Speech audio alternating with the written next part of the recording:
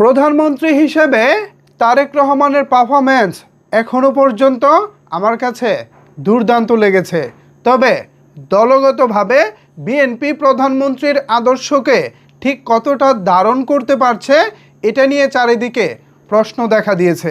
যেখানে প্রধানমন্ত্রী বিভিন্ন অ্যাক্টিভিটি দিয়ে বাংলাদেশের রাজনীতিতে নতুন নজির স্থাপন করতে চাচ্ছেন, সেখানে বিএনপির বিভিন্ন অঙ্গ সংগঠনের নানা রকমের অসহযোগিতার ফলে ব্যক্তিগত কেলেঙ্কারি নানাভাবে দলকে প্রশ্নবিদ্ধের মুখে ফেলে দিচ্ছে।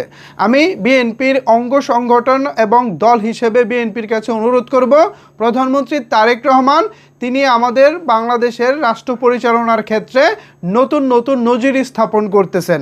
আপনারা সবাই তাকে সহযোগিতা করুন, আপনারা সবাই তার পাশে থাকুন। একজন নেতা তখনই সফল হতে পারে যখন তার কর্মীরা তার নির্দেশনা মাফিক চলে। কিন্তু কিছু কিছু জায়গায় আমরা দেখি যুবদল, ছাত্রদল কিংবা ইউনিয়ন পর্যায়ে, জেলা পর্যায়ে, উপজেলা পর্যায়ে মাঝে মধ্যে এমন কিছু খবর আমাদের চোখের সামনে চলে আসে যেগুলো আসলে প্রধানমন্ত্রীর এই প্রচেষ্টাকে প্রশ্নবিদ্ধ করে তোলে। সো আমি আপনাদের কাছে অনুরোধ করব, গত 2-2.5 মাসে নতুন সরকার হিসেবে প্রধানমন্ত্রী হিসেবে জনাব তারেক রহমান সাহেব দুর্দান্ত পারফরমেন্স করতেছেন। তার যেই নতুন ভিশন, তার যেই চিন্তা ভাবনা, তিনি যেভাবে আমাদের বাংলাদেশটাকে নতুন ধারা দিয়ে এগিয়ে নিয়ে যেতে চাচ্ছেন, আপনারা সবাই সহযোগিতা করেন, এতে করে আমরা নতুন এক বাংলাদেশ পাবো।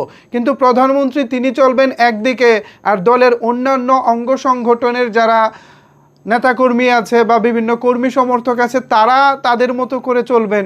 এভাবে আসলে একটি দল কিংবা একটি সরকার সুনামের সাথে চলতে পারে না। সো সবাইকেই অনুরোধ করব, দলগতভাবে আপনারা প্রধানমন্ত্রী তারেক রহমান সাহেবের হাত শক্ত করুন, জনগণের পাশে দাঁড়ান, জনগণের বিপদ আপদে আপনারা সহযোগিতা করেন। এই যে সিলেটের হাওরে একে একে পানিয়ে তলিয়ে যাচ্ছে কৃষকের ফসলগুলো, সেখানে কৃষকদেরকে কিভাবে সহযোগিতা করা যায়, কৃষককে কিভাবে এই বিপর্যয় কাটিয়ে উঠতে পরামর্শ দেওয়া যায়, মানে পাশে থাকা যায়, এক কথা এটা আসলে দেখতেছি না। বিএনপি দলগতভাবে এখনো পর্যন্ত হাওরের মানুষের পাশে সেভাবে দাঁড়াচ্ছে বা দাঁড়িয়েছে, এটা আমার চোখে এখনো পর্যন্ত পড়েনি।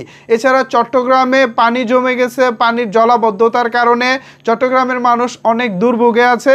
এই দুর্ভোগ কীভাবে নিরসন করা যায়, নগরবাসীর কিভাবে সেবা করা যায়, এই বিষয়ে আসলে বিএনপির বিভিন্ন অঙ্গ সংগঠনের যারা আছে তাদের পক্ষ থেকে খুব একটা অ্যাক্টিভিটি দেখলাম না। তো প্রধানমন্ত্রী কিন্তু তার জায়গা থেকে চেষ্টা করতেছেন, জনগণের বিভিন্ন ভোগান্তি নিয়ে সংসদে দাঁড়িয়ে প্রধানমন্ত্রী তিনি তার জায়গা থেকে দুঃখ প্রকাশ করতেছেন।